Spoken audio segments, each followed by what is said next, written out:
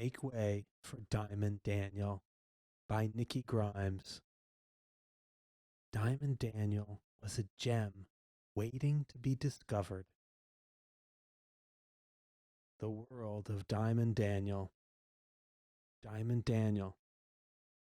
Meet Diamond, a third grader with wild, crazy hair and a zippy attitude. She's super smart and has met just about everyone in her new neighborhood. The only thing she's missing is a best friend. Free, the new boy. He's super tall and growls at everyone. Is he as rude as he seems? Or is there more to him than that? Diamond is determined to figure him out. The three T's: Tanya, Tylisha, and Tamika, known as the three T's, are nice enough to Diamond at school, but she's not really part of their group. Diamond's mom. Diamond's parents are divorced, so it's just Diamond and her mom these days. Her mom is proud of her daughter's awesome brain power, but she isn't about to let Diamond get away with anything.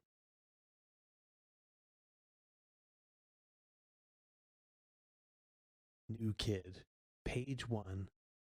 Diamond Daniel was a gem waiting to be discovered. Just ask her. So what if she had wild, crazy hair and was skinnier than half a toothpick? On the inside, she was extraordinary, plus super smart.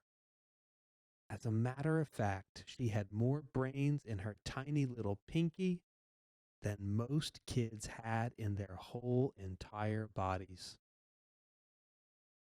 When Diamond was a little kid, she had to keep that to herself. Why? Because her mom said her being super smart was a family secret. So you can't tell anyone, said her mom. Please, thought Diamond, give me a break. Back then, she believed her mom, though. What do you want? She was just a kid. Then one night, Diamond heard her mom talking on the telephone, telling someone how smart her daughter was. That was the end of that secret. Now everyone knows how smart she is. Diamond still doesn't always go around saying how smart she is, though. It's not nice to brag. One morning, in her third grade homeroom, Diamond was feeling down. If I'm so smart, thought Diamond, how come I've been in this new school 3 whole weeks and I still don't have a new best friend? Diamond didn't have time to figure it out because her teacher, Mrs. Cordell, clapped to get everyone's attention. Class, said Mrs. Cordell, we have a new student joining us today. Please say hello to Free. Hello, Free, everyone said, like robots. And what did that boy do? He grunted. Please, thought Diamond. How rude. Free just moved here from Detroit. It is Detroit, right? Asked Mrs. Cordell. Free grunted again. Mrs. Cordell, who Diamond decided was being way too nice, pretended not to notice. I hope you will all make Free feel welcome. Diamond shook her head. She already knew she didn't want to have anything to do with that boy. So, of course, he took the seat right in front of her. Oh, brother, thought Diamond. Now I have to stare at his fat head every day. Well, his head wasn't fat, really. It was a nice head, covered with tight brown braids. His head was hard to see over, though, because he was so tall. When the lunch bell rang, even though he didn't deserve it, Diamond invited Free to sit with her. She knew how lonely it felt to be the new kid in school. But instead of being grateful, he mumbled, "Leave me alone." Diamond sucked her teeth. Too rude, thought Diamond. Aloud, she said, "Suit yourself," and went on to the lunchroom without him. The seats in the lunchroom filled up fast. Not that it mattered to Diamond. She already knew where she was going to sit. Diamond got in line and bought a milk to go with the peanut butter and jelly sandwich she'd brought from home. Then took a seat with Tanya, Tylisha, and Tamika, the three T's. They weren't about to let Diamond into their little group, but they were nice enough to her at school. Sitting at their table during lunch made her feel a little less alone. 1 plus 3 equals 4, thought Diamond. 4's a nice sturdy number, like a table with 4 legs or a square, all cozy and zipped up on all 4 sides. Diamond liked even numbers. In fact, Diamond liked numbers, period. Math made sense to her. Numbers were neat and easy and solid. Not like English, which is full of rules that changed all the time. Yes, math was the best. Math was something you could always count on. Well, mostly. For a long time after her mother and dad got divorced, Diamond hated math because all she could see was subtraction. Mom's voice minus dad's. 2 for breakfast instead of 3. Monday night TV minus the football. It just didn't feel right at first. But things were a little better now. Diamond plus her mom equaled 2, and 2 was a nice even number, and even numbers rule. So while the three T's were not her real friends, sitting with them at lunchtime gave Diamond a break from feeling like the odd number she was at school the rest of the day. After all, who wants to feel odd? Diamond couldn't help but notice that Free sat at a table in the back, all by himself. Talk about odd, thought Diamond. She just shook her head. Boys. Lonely Girl, page 13. Diamond was happy to go home that afternoon. The next day was Saturday, which meant no rude boy and no feeling lonely in the schoolyard. Plus, on Saturdays, she could sleep as late as she wanted. And she might as well. She didn't have anything else to do these days. Well, she had homework, but that didn't count. She always had homework. Diamond turned the key in the front door of her apartment building. She was supposed to go straight to her neighbor's on the second floor and wait there till her mom came home from work. Instead, she slipped into the tiny apartment she shared with her mom, dropped her books on the couch, and grabbed her favorite photo album from the bookshelf. Where is it? Thought Diamond, flipping the pages. There. She turned to a page of pictures of herself with her best friend, Alicia, her old best friend, the one Diamond had to leave behind in Brooklyn when her parents got divorced and her mom moved them to this new place in Washington Heights. Diamond sighed. More subtraction, her least favorite kind of math. In the old days, Alicia had been part of Diamond's cozy foursome. Herself, her mom, her dad, plus Alicia made four. I miss you, Diamond said to the girl in the photo. She missed her dad, too, and their old apartment where she had her own room. Here, she had to sleep on a pull-out sofa. It wasn't half bad, though. It was plenty roomy enough for her to stretch out on, even sideways. Plus, her mom had offered her the bedroom, but Diamond had said no. She figured moms should have their own bedrooms.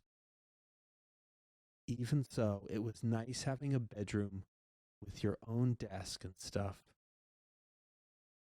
Diamond sighed a second time. Truth is, she missed all kinds of things. Not that her new neighborhood was boring or anything. 147th Street and Amsterdam Avenue was pretty much bursting with life. There was the House of Beauty, where ladies got their hair curled and colored. There was Hal's Hair Shack, where men went for haircuts. There was a laundromat for folks who didn't have washing machines in their basements, and a bunch of different restaurants. Some sold Chinese takeout, some sold fried chicken, and some sold nothing but barbecue. There was a great candy store, a newspaper stand, and a flower stand. As far as Diamond could see, the neighborhood had just about everything you could ever want. Sure is nothing like the quiet old neighborhood we used to live in, thought Diamond. The Brooklyn brownstones had been nice enough, but they were mostly filled with old people on Diamond's block. This new neighborhood was alive like Diamond. The avenue was always busy with all kinds of people coming and going. Diamond figured if she sat perfectly still on her stoop or stared out her window long enough, the whole world would pass by. Ladies in crisp nurses' uniforms catching the uptown bus to Columbia Presbyterian Hospital. Men and ladies in suit jackets catching the bus to fancy offices downtown. There were kids like Diamond playing stickball or handball against a building, or walking to school like Diamond did every day. The avenue suited Diamond just fine. Still, that didn't keep her from missing the friends she left behind in Brooklyn.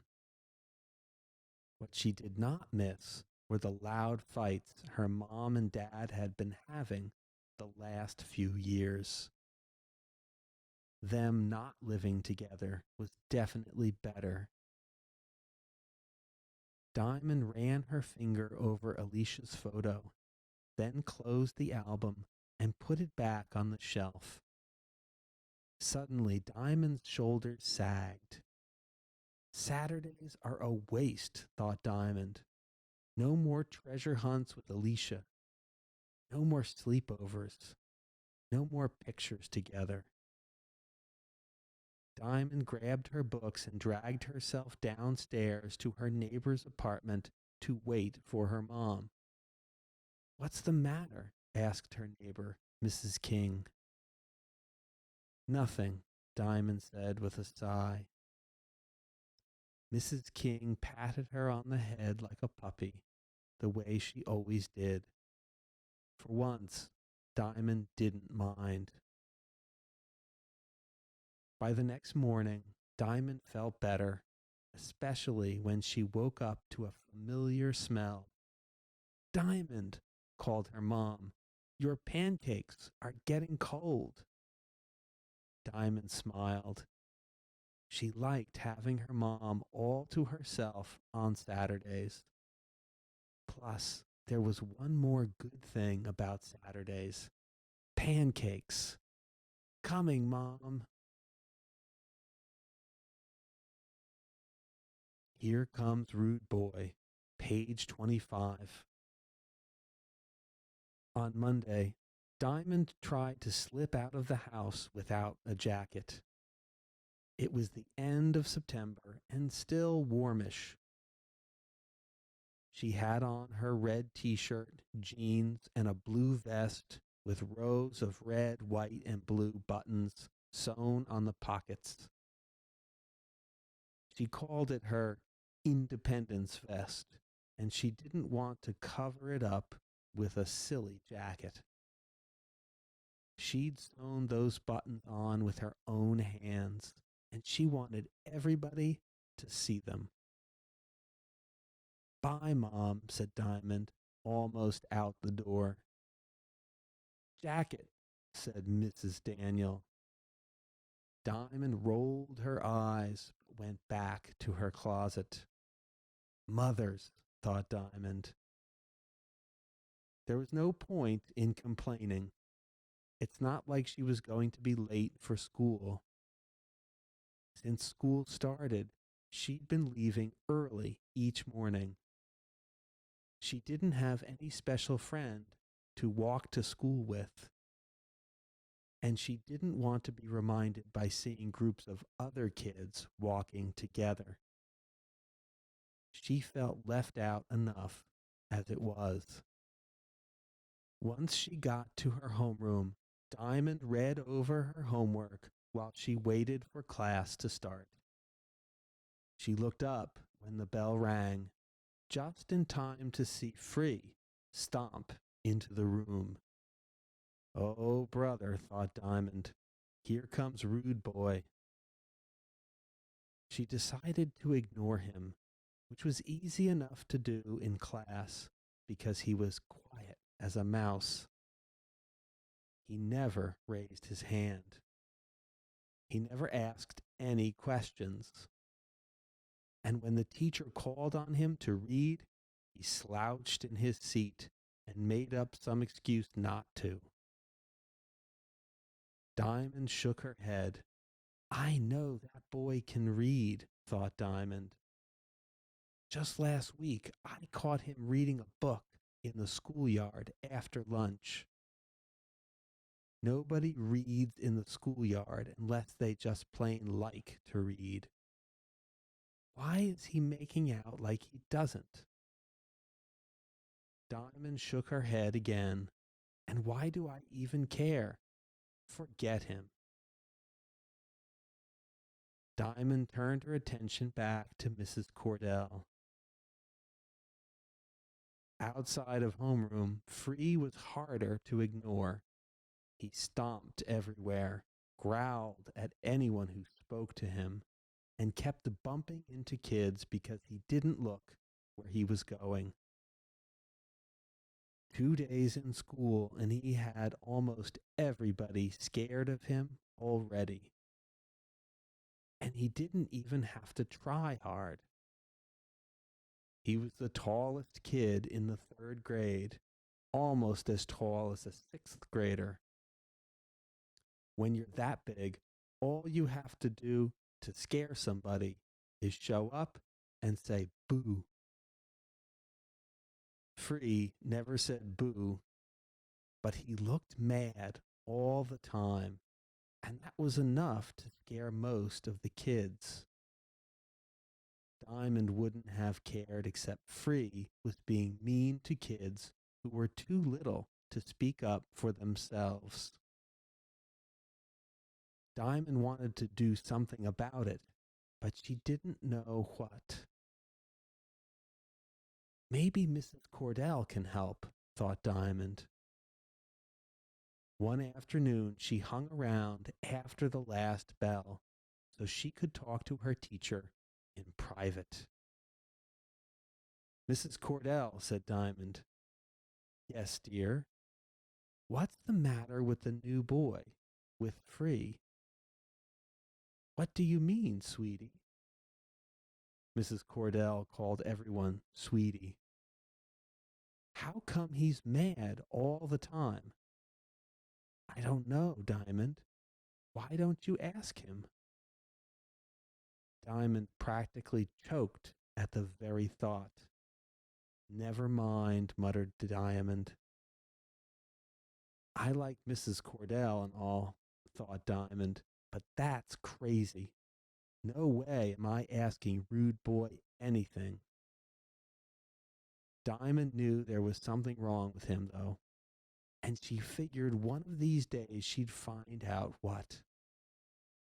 That day came sooner than she expected. Chicken Nugget Tuesday, page 35. One Tuesday, it was Chicken Nugget Day to be exact. Diamond was sitting with the 3 T's when Free stomped into the lunchroom, fists clenched, not looking where he was going again. He bumped into Jordan, this tiny 3rd grader, and mumbled, "Out of my way, squirt." Poor Jordan shook so hard he dropped his tray. Free just kept going, got his own lunch, and slammed the tray down on a nearby table. That's it, thought Diamond. I'm tired of seeing that boy scare the living daylights out of everybody in sight. Time somebody stood up to him. Diamond walked straight up to Free and said, "What is your problem?" Free looked up from his plate, startled. "Who says I got a problem?" "You have got to be kidding," said Diamond, with one hand on her hip. "See that little kid over there?" With her chin, she pointed to Jordan, who was still on his hands and knees, chasing his spilled chicken nuggets after dropping his tray. "You did that," said Diamond. Free, suddenly looking sheepish, mumbled, "Sorry." "Huh," said Diamond. "You should be. Now tell him." Free thought she was kidding, but Diamond glared at him, hand still on her hip. He could tell she wasn't going to go away any time soon. "Sorry, kid," Free yelled, loud enough for Jordan to hear. Only then did Diamond return to her own table. Diamond kept her eye on Free after that.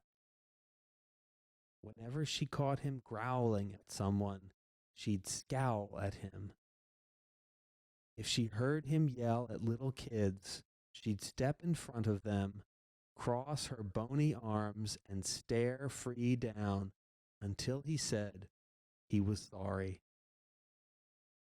After a few days of this, Free did his best to stay out of everybody's way, especially Diamond's. For some reason he couldn't quite figure out. He didn't want her mad at him. Later that week, Diamond's mother sent her across the avenue for some Chinese takeout. On the way back, Diamond found Free sitting alone on the stoop of the building on her corner. She had heard he lived nearby, but this was the first time she'd seen him. "Hey," she said as she passed. As always, Free just grunted. Diamond shook her head. "Now, if you were smart," said Diamond, "you could have said, 'Hay is for horses,' if you were smart." "What's so smart about that?" he shot back. Diamond turned around and walked back to his stoop. There was something bugging this kid, and Diamond was going to find out what. Nobody could be that mean all the time for no reason, could he? Diamond digs for answers. Page 43. "Who are you so mad at?" asked Diamond. The question caught Free off guard. "What? Who are you so mad at?" "Who said I was mad?" "Oh, please. All you do is stomp around and glare at people, even teachers. And I have not seen one person do anything bad to you since you got here. Not one. So who are you mad at?" Diamond's words were sharp as needles, and Free felt like a balloon that she had just poked a hole in. All the air came whooshing out, and instead of looking angry, Free just sort of sagged. "I don't know," said Free in a tired voice. "I'm mad at my folks, at my dad mostly. He lost his job and made us move here, and I had to leave all my friends behind." Diamond thought about her old neighborhood and her old friends. The face of Alicia came swimming up before her eyes, and Diamond had to swallow hard. She wasn't mad at Mom for making them move, but she understood how Free could be mad at his dad.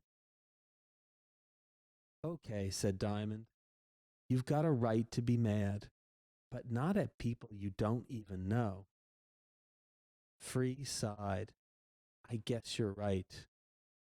"Of course I'm right. I'm always right," said Diamond. The way she said it made Free smile. "What's your name again?" he asked. "Diamond, with a Y instead of an I, plus an E at the end. And yes, I know, I must be a diamond in the rough because I'm plain as coal, blah, blah, blah. I've heard it all," said Diamond, rolling her eyes to the sky. "Kids tease you about your name all the time?" "Yeah." "How do you stand it?" "I hate it when kids tease me about mine." Diamond shrugged. "It used to bug me when I was little. I even changed my name to Diana for a week. But Diamond sounds so much more beautiful, and I figured anybody who made fun of it was just plain silly. Besides, there are way worse things in life than being teased about your name. Anyway, who would tease you about Free?" "Nobody. But my last name is Freeman, and my first name is Reed." "What's wrong with that?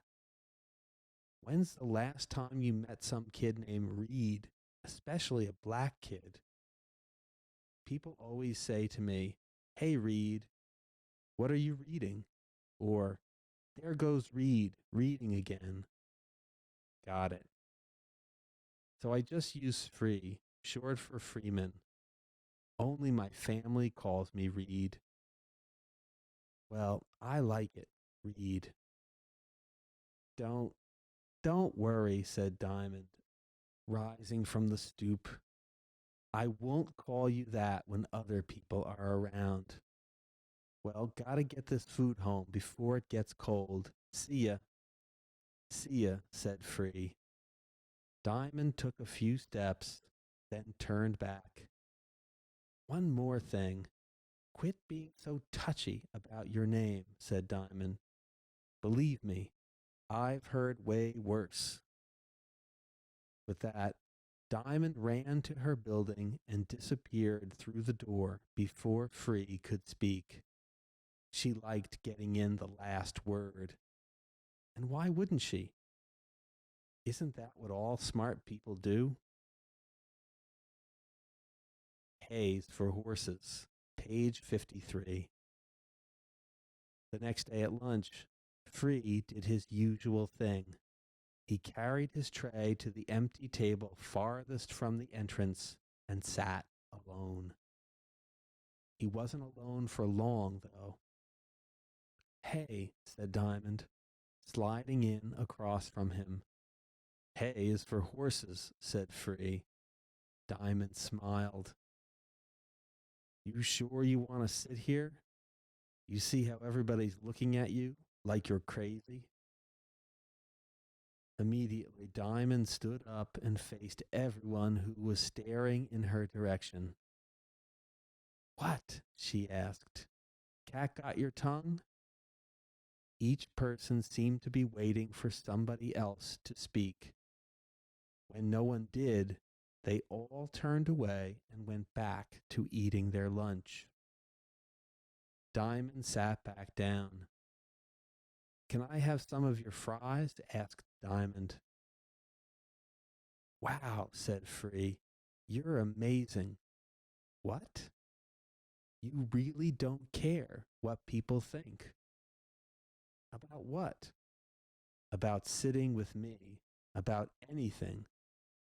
Why should I? Asked Diamond. I know what I think, and that's enough. Free just shook his head. You can't do things or not do things because somebody else thinks you should. I mean, what if they're dumb as a rock and you're paying attention to them? That's silly. Anyways, can I get a couple of fries or not?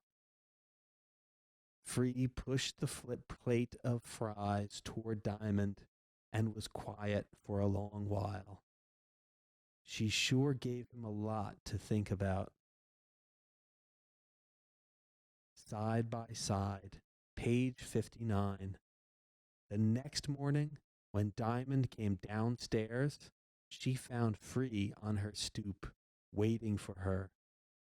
He didn't growl at her the way he did before, but he was still sour looking. How come you're always so grouchy in the morning? Asked Diamond. You would be too if you had to share a bunk bed with your baby brother and he was yapping all the time. I need earplugs just to get some sleep. Don't you get used to it? I haven't so far. Back in Detroit, I had my own room. Still, you got a bedroom. That's something. Free shrugged. I guess. He was going to complain some more about how crowded it was in his grandma's tiny apartment, but something told him not to. When school let out that day, Diamond found Free hanging around the entrance. She headed home, and he fell in step with her. So you know I like to read, said Free. Me too, said Diamond, and I like basketball. So do I, and baseball, and handball. Handball? I'll teach you, said Diamond. What's your favorite color? Blue. Yours? Red. Best color in the universe. I collect marbles. Rocks. You got a home computer? No, said Diamond. Me neither. We moved here this summer. You?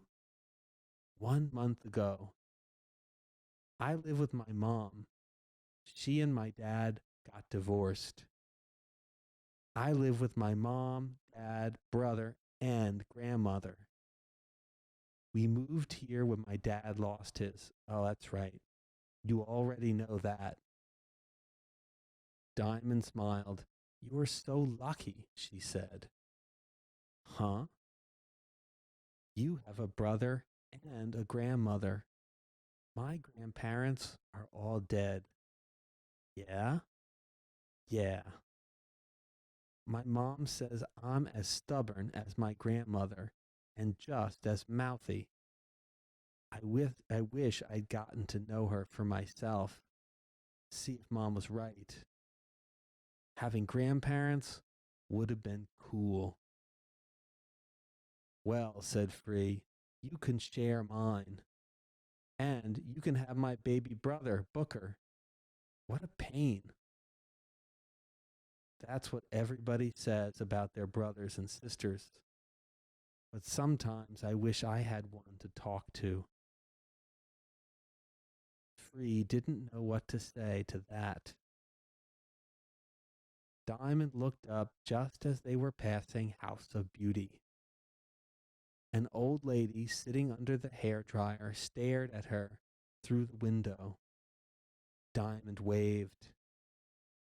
That's Miss Gracie Lee, nosiest person on the block. If you do something and you don't want your mom to know about it, don't do it in front of Miss Gracie. By the time I get home, Mom will know I've been walking with that Freeman boy. But how does she know? She knows everything, said Diamond. Next, she waved to a young mother pushing a baby in a carriage, and with two more little ones trailing behind. The lady at the flower stand smiled at her, and she nodded at the man at the newsstand who called to her, Hey there, Diamond. You know all these people, said Free. It wasn't a question, but his voice was full of wonder. Sure, you will too, after a while. I don't know, said Free. We may not be here that long. Depends on my dad, you know. If he finds a job, when he finds a job. Diamond touched Free's arm. He will find a job, Free. I'm sure of it. But my mom says even when he does, she knows about me and my dad. You talk about us? Well, yeah, you're my friend. Why wouldn't I? Free relaxed. Let the word friend wash over him. Right. Anyway, even when he gets a job, it might take a while to save up money to move. Plus, maybe he'll just move you guys to an apartment close by. That way, you can stay in the same school, see? So why not get to know everybody in the neighborhood? You might be here for a long time. At least I hope so, thought Diamond. But she kept that thought to herself. Before she knew it, they had reached her building. She waved goodbye to Free and ran inside. Goodbye, Alicia. Page 69. Every day after becoming friends with Free, Diamond left for school at the same time as everybody else, walking side by side with Free. They ate lunch together, played together in the schoolyard, and even passed funny notes to each other in class. The last days of September turned quick as the pages in a good book. October blew in cool, But with her new best friend, Diamond hardly felt it. Diamond still missed Alicia, just not all the time anymore. And Free was much less grouchy than he used to be. He stopped growling at everybody and even surprised the teacher one day in a good way. It was reading time, and Aaron, the boy in front of Free, had finished reading his paragraph. Mrs. Cordell skipped over Free because he never wanted to read out loud. Diamond, she said, could you pick up the next? Free raised his hand. Yes, Free? Asked Mrs. Cordell. What is it? Can I read next? Kids were poking each other and laughing. Even Mrs. Cordell looked shocked, but she nodded yes. Turns out, Free could read better than almost anyone. Everybody was surprised, except for Diamond, that is. Show off, Diamond whispered when Free was done. She was smiling when she said it. That evening, Diamond took out her photo album and turned to her favorite picture of Alicia. I still miss you, she said to the picture. But guess what? I've got a best friend here too. His name is Free. The next day was Saturday, and Diamond knew exactly how she wanted to spend it. She picked up the telephone and dialed Free's number. Mrs. Freeman answered, then handed the phone to Free. Hey, it's me, she said when he picked up. I'm going treasure hunting tomorrow. Want to come? Sure, said Free. Diamond smiled, happy to have a new adventure to look forward to, and happy to have someone to share it with. Diamond plus Free equals 2, thought Diamond. Even numbers rule. The end.